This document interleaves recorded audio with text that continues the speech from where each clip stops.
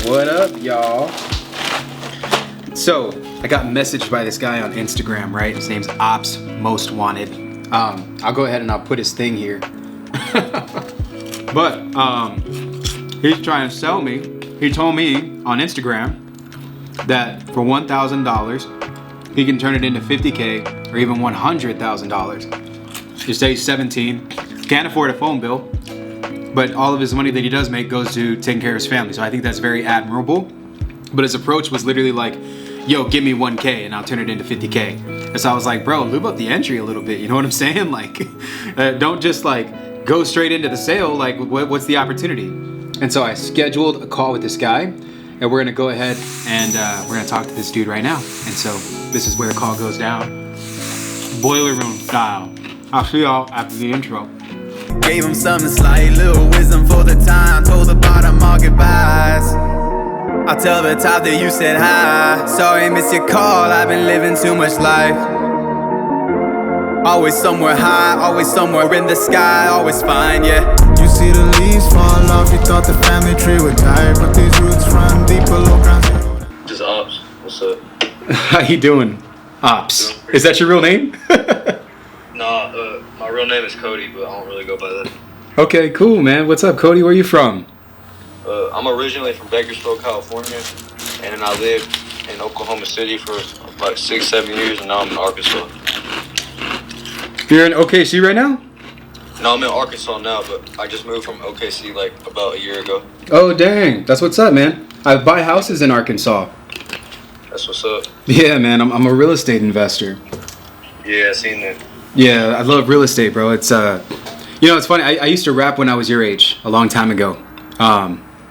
It was just a crazy thing. I never pursued it though. So, you said you're 17? Yeah, I'm 17. Dang. I'm not gonna lie, man. Your approach was real straightforward. The only reason it was like that is because I was just sending the same message to so many people, and it was just getting tired. You know what I'm saying? I shouldn't have been lazy with it though. No, I feel that, man. I feel that. I can tell you from experience, because I'm in sales. Like, I sell people on shit all the time. The organic approach is always going to be the best approach. You know what I mean? You got to lube up the entry. Yeah, please.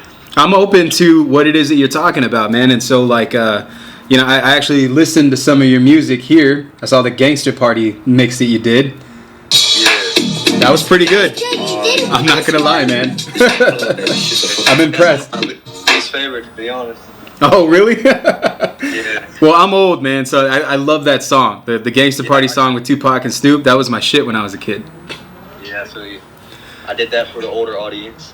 I appreciate that. Thank you. I didn't even know I was an old head. My little brother, so I have a little brother-in-law, he's 17, and he always tells me I'm an old head. And I'm barely 31, bro, but, I still feel like I'm 21, 22, it's crazy. Yeah, I feel you. So, give me some insight on what it is that you were talking about, bro. Alright, so basically, with my music, so I've already pretty much taken over SoundCloud. Like, I've got 100,000 views on there. I feel pretty confident in my SoundCloud. Well, recently I just got onto all platforms. Like, the other day, like 2 days ago, I got on Spotify, Apple Music, Amazon Music, so I can start making royalties, like money from my shit, you know what I'm saying? Mm-hmm. Well, so the thing is, if I had just a little bit of money to like invest in like playlist spots or just promotions and campaigns, then I'd be making so much more money back off my music that I'd be able to give you a cut of my royalties, and you'd be able to make more money than what you're putting in. So it'd be an opportunity for both of us, like for me to grow my music and for you to make some money. Okay. I have a question, Ops, real fast. Do you want me to call you by your name or Ops? Call me Ops, yeah. Okay, cool. That works, man. It's just such a crazy thing. People used to call me Smoke a long time ago. That was my tag name that I had. I used to sell a lot of weed a long time ago, bro. Probably when I was like your age is when that really picked up off of me. Have you given an ROI for anyone yet, aside from what you're telling me about right now? An ROI? Yeah, return on investment is what ROI means. No, I haven't really done it yet. Like I've hit up one guy who was pretty good with the idea, but he didn't have the money to put into it. So he kind of like gave me other things to help me out, like connections with people in the music industry. But I'm just getting started on this part of it. You know what I'm saying? How long you been recording music, and are you producing your own stuff? I don't produce my beats, but I do mix and master all my music, and I've been recording like I recorded my first song when I was like 11. It was just like just off the mic, like freestyle on SoundCloud. You know what I'm saying? Pretty bad. But I started taking it serious in about 8th, 9th grade. I started actually like finding beats and like taking time and like wanting to become a rapper. You know what I'm saying? I see. But yeah, I've been going pretty serious with it for like the past 3-4 years now. That's good, man. That's good. That right there, bro. You're starting at a ripe age, man. If you see this through, I'm positive this will be a multi-million-dollar opportunity for you, bro. For sure. You just gotta see it through. That's the main thing. I'm telling you, man. Like the dream's real. You just gotta commit to the dream. And I always feel like that's where a lot of people mess up, bro. When I was 17, I wasn't thinking about making a bunch of money or being a rapper. I just wanted to make enough so I could not have to worry about bills. And you're over here you're trying to see stars, man. It's crazy. Yeah, the thing is, bro. Let me tell you a couple things real quick. So all my music, I don't have to write no lyrics at all. It's either punching or freestyle, you know what I'm saying? Because I mastered just coming up with things off the top of my head. And another thing is, I work harder than any other artist I know. Like I know this guy, he's 30. He's one of my best homies. Like we make music together, you know what I'm saying? He raps, he puts in, he's dedicated to it, but he says, like, and other people have said that I work harder than anyone. Like I stay up till 4 or 5 a.m. promoting every night, like just trying to get my name out there, and then I wake up at 7 on the dot every morning and back at it again, you know what I'm saying? Like I can sacrifice so much time and relationships for this. Like this is my ultimate goal. Like ain't nothing gonna stop me from it, you know what I'm saying? Can I ask you something? Yeah. Why are you so dedicated to this? What do you need? What are you doing this for? Well, back in the day, at first the music started as a joke, right? I'll just make some like diss tracks for kids at school just to be funny, you know what I'm saying? It was just like a joking thing, right? Well, then everyone always told me I couldn't do it. Like my mom was always like, "Oh, get serious," you know what I'm saying? Like everyone just always wanted to tell me I couldn't do it. And then I started actually making music from my feelings, from my heart, you know what I'm saying, that I actually vibe to. Like I could smoke a blunt to it, you know what I'm saying, because it's a vibe. Well, everyone's always telling me I couldn't do it. And then I performed for the first time, bro, and the way I just moved the crowd, like the way it gave me, like the rush it gave me, I've never felt nothing like that again, and I've just been chasing that and wanted to, like, make it bigger. Like, I had a crowd of 50 people the first time I performed, you know what I'm saying? I'm trying to make that, like, 50,000, you know what I'm saying? Dang. I'm just trying to go crazy with it. Like, I just love the feeling of it. It's just amazing. I know how you feel, bro. I speak in front of people. People pay me to speak at real estate events and shit like that. It's real crazy, bro. It's the best feeling in the world when you're able to impact someone. And whether you performed or you sang a song or you spoke something from the heart, they're always going to remember you because of that. You know what I mean? Yeah, I got kids DMing me all the time talking about how they listen to my music before school and how it motivates them. I'm like, damn, bro, I don't even go to school no more, but that shit, like, hypes me up. Like, I'm glad that helps you get to your school day, you know what I'm saying? Like, it just makes me feel a certain way. Like, I don't know, I feel like I'm meant for this. I know I'm meant for it. You dropped out of school? I'm not. So, last year, let me rewind. So, 9th grade, freshman year, everyone always wanted to, like, beef with me because I was a rap kid, you know what I'm saying? Like, I got jumped a couple times. People, like, make up rumors about me because they'd make fun of me. Like, I wasn't really a nerd, but I was, like, the outcast, and, like, they always, like, threw shots at me because I was a small kid. Like, I couldn't really fight that good, you know what I'm saying? Then I move out here to Arkansas, 10th grade. I go to schools here, and I get in a couple fights. I didn't lose no fights here, but, like, people just always had a problem with me for some reason, even though I'm a kind-hearted, like positive, good, like, all my intentions are good, you know what I'm saying? But everyone always, like, thought I was, like, weak or something because of that. Well, up here, I got into fights, you know what I'm saying? And since this is an Arkansas school, and I came from Oklahoma City in California, like, they all looked at me as a thug. All the teachers always wanted to search my bag. They'd always send me to the office for not doing nothing wrong. Like, they always just threw shots at me. So eventually I got to the point where I just quit school here, and I do homeschool now. And, like, I don't really do homeschool. I got the laptop and all that, and, like, I kind of do work every now and then just to make my mom happy. But my vision is I'm not going to waste time and dedicate myself to something that I don't believe in. I've never been a school person. I've always gotten D's, F's, C's, like, at my best C's and D's, you know what I'm saying? I just never, like, that's just not for me. I don't like to waste my time on that. And I feel like I'm a pretty smart person overall, and I've learned more from outside of school than I have in school. And I kind of got ADHD, so it was always hard for me to focus in school.